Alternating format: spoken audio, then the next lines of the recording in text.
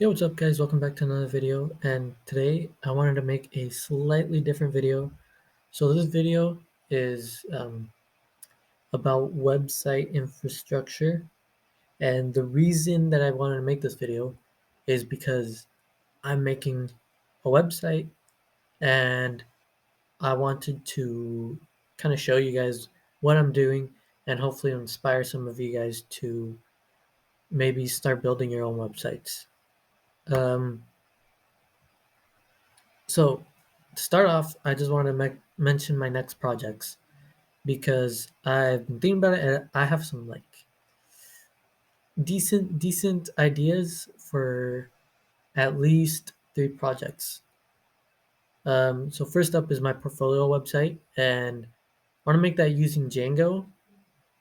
It's not going to be a full stack. It's not going to have like a API and stuff. But I will get to the infrastructure of basically just what I've been thinking about for building out that app. Next is a simple social media app. So this one is actually going to be more complicated. It's going to have React in the front end, Django in the back end, and I'm thinking Postgres as a database. And again, we'll get to that in a second. And then I want to make an engaging app for mostly for me and my friends to use. Um, I still don't have any ideas on that, but I'm sure by the time that I'm done with the other two projects, I might get there. Um, and there was a fourth idea, but I forgot it. So whatever, I'll move on. Um, so first up is the portfolio website. So what I decided to do was make these fun little diagrams because I mean, why not? I had some free time and I wanted to make something aesthetically pleasing to show off my what my infrastructure looks like for these websites. So first off, this is going to so the way I built this out was there's the client, who's using the front end, and then front end connects to the back end, which I'll explain this in a second, and back end connects to the database. So what I'm doing for this one, I'm going to be using the Django templating language in the front end. Um, because there's no need for React. There's no need to overcomplicate things right now. And I'll be using CSS to make that look nice. And then in the backend, we're going to use Django to handle the views and the routing and stuff. And from the backend, we're going to be contacting the database, which is just going to be an SQLite database. Really simple. And now, so my reasoning for an SQLite database is so normally it's not a production level database, but I'm fine using it because I'm pretty sure the reason it's not production level is because it can't handle many requests at once. And since this is my portfolio website, and I'll get to the database schema in a second, um, I'm the only one who's going to be updating the database. It's not like anyone else is going to add anything to my portfolio website. And this entire thing is going to be hosted on Railway. Um, and this is all just going to be in one app. I'm not going to be hosting three different, something for the front end, back end, and database. But I'll get to Railway in a second. For now, let's move on. Um, so here is my database schema. So if you guys want to read into it, these are just the tables that I'm going to have, and these are all the I forgot what they called. I guess the columns in all my tables, right? Um, and yeah, so you guys can read that if you want, but for now, I'm going to move on to my simple social media website.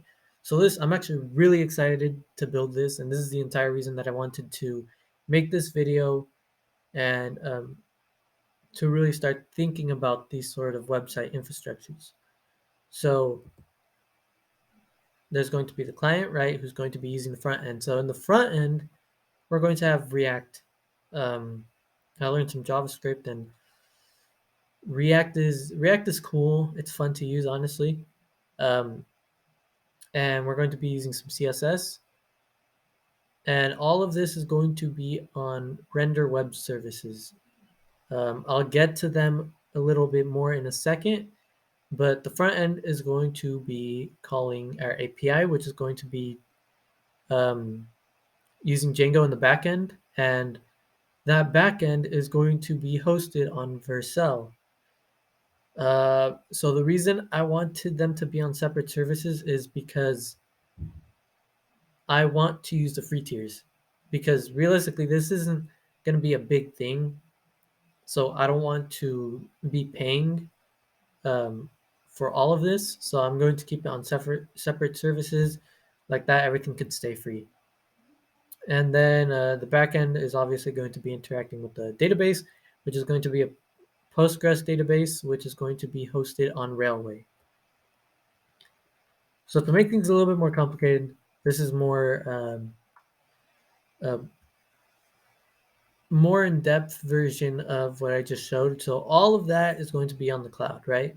And I also wanted to add, I'm going to be using media queries to create this app for mobile users.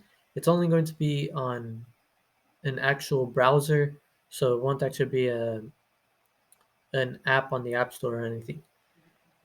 But so right here, I wanted to write out more in depth of what is in these environments. So this is a bit misleading.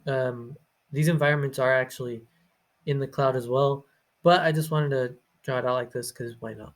So in the front end, we're going to be using React Router DOM for routing.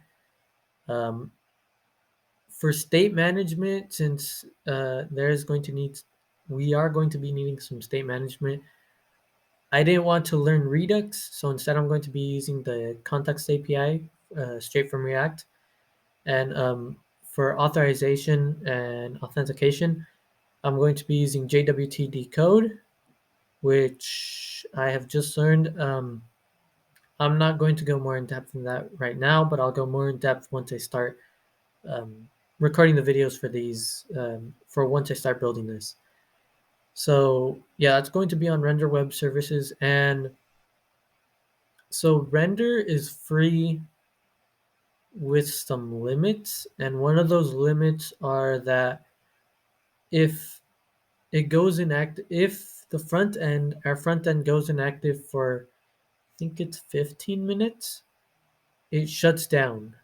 And the next time someone logs onto the website, they're going to have to wait like about 30 seconds before they actually get a response.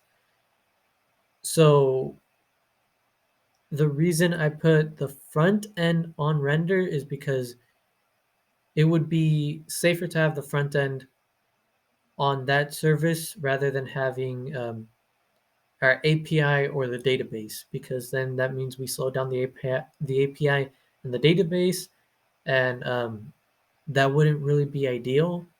So it's better to just slow down the front end instead. But the thing about Render is I might actually switch over to I forgot. I think it's Hostinger. No, I forgot what it's called. There's another web service that is a little bit better, or I thought was a little bit better, but I wasn't sure if it was safe enough to use that website. Plus, on Render, you don't even need a credit card, I believe, so that'll be way safer for my wallet. But so yeah, for the Django environment, we're going to have the Django REST framework for our REST API. We're going to have a simple JWT to create authentication tokens. And then we are going to be using Django Core's headers for cross-origin resource sharing error. You guys could look more into that. I'm not going to explain it. It's just to help it out so that React could contact our Django backend. And that's going to be hosted on Vercel. Vercel actually looks like a really, really good web service. I don't know if they need a credit card. I don't think they do. Hopefully they don't.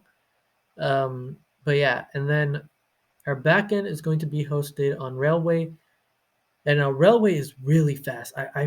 I absolutely love Railway because um, it's just fast to upload anything on there, and um, I just wanted to have that for the database because I think it's just fast to create a database on Railway, and also I want to actually. I think you need a credit card to start using this well, and hopefully they don't charge me too much. Um, and I thought it would be safest to have the database there, since there's not going to yes, there's going to be many reads to the database, but not as many writes to the database. So that's why I chose to put the database on Railway. And down here, you could just see the simple version of our stack. I actually wanted to do like naming it something cool, like a little abbreviation, but I don't know. I don't know how to do that. So here's our database schema. So basically, this website is kind of going to be like Twitter. So we're going to have our profiles, um, and then I'm going to have a table for to work with our followings. So right here, first of all, I had to mention the username. It's going to be we're going to be using a uh, foreign key, I believe. I'm not sure. It's going to be because there's a user um, already built into Django, and we're just going to be using that user's username to put it in here for our profile. And the reason I want to do that is because it's safer to do that than to mess with the user. Um, and the reason I'm creating this table right here is so that um, we could have two foreign IDs, or yeah, foreign keys, I think it is, to our profile, uh, and that's going to keep track of who's following who. Um, then we're going to have posts, which we're going to need the profile um, for the account.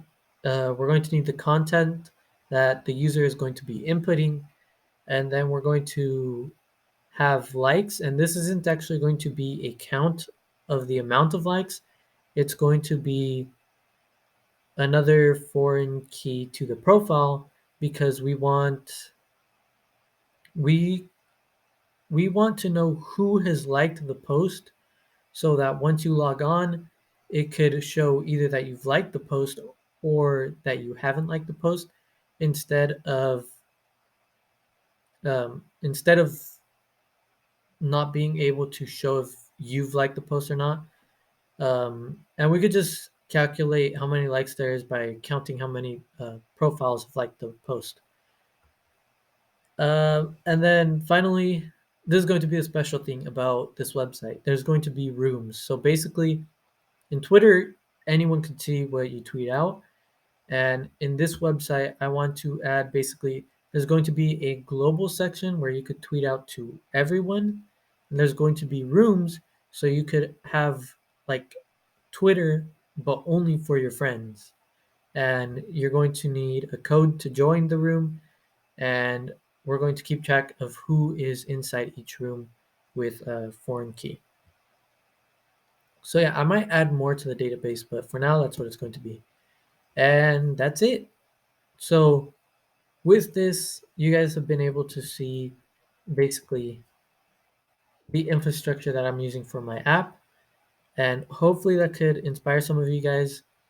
And let me just say, I actually haven't used any of these web services yet. So what I'm going to do first, when I first release this app, I'm going to put everything on Railway because on Railway they have a free tier without credit card where you have to input, oh no, you have 500 hours of execution time.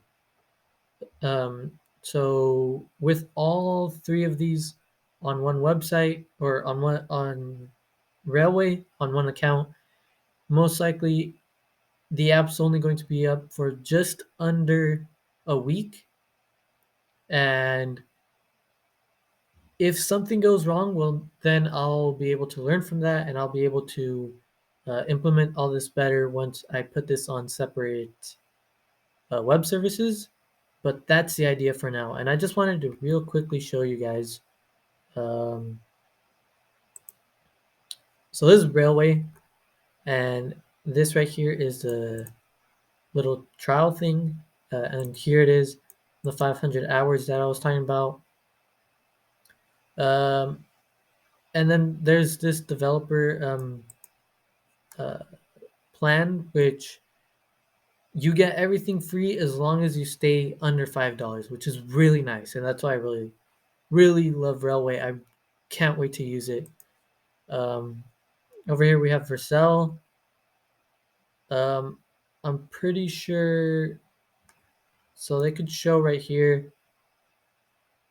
It has 100 gigabyte bandwidth, and that's all it really shows. Oh, it shows everything else down here.